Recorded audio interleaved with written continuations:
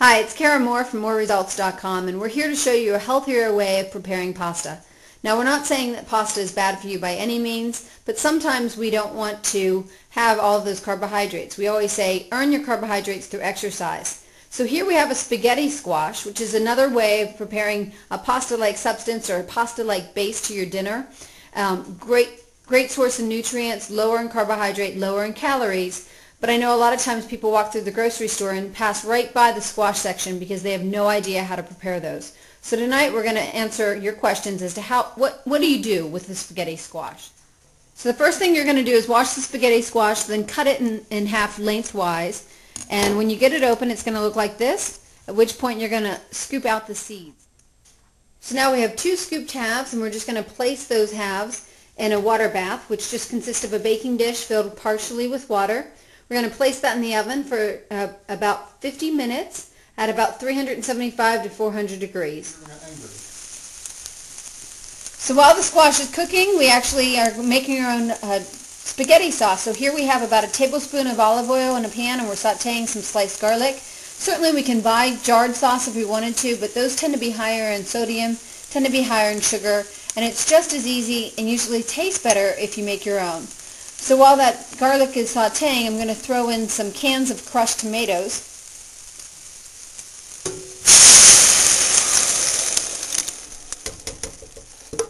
So we're just throwing in two 28-ounce cans of crushed tomatoes. Going to allow that to simmer, and then we're going to throw in some seasonings. You can add whatever seasonings you'd like to the sauce. We like to keep it pretty simple. We'll use some basil, some dried basil, some dried oregano, some crushed pepper, and some ground black pepper as well. But any seasonings you have would be great. You can throw in Italian seasoning. You can add in some onion powder or onions, chopped onions, and saute that with the garlic if you'd like. So just make it your own. We always like to include a lean protein source when we're making any meal, so now we're going to make a version of chicken parmesan. We're going to begin by just having some oil heating up in a pan.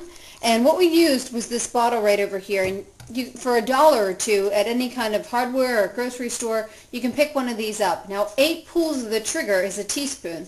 So we're going to make an entire meal of chicken parmesan with just 2 teaspoons of oil, which I already have heating in the pan. We have the chicken dipped in the egg. We're going to use breadcrumbs. Although keep in mind, you don't even have to do this. If you wanted to just lightly saute the chicken in the pan itself and not have a breaded version, that's certainly an option as well. So we're going to throw that in the pan.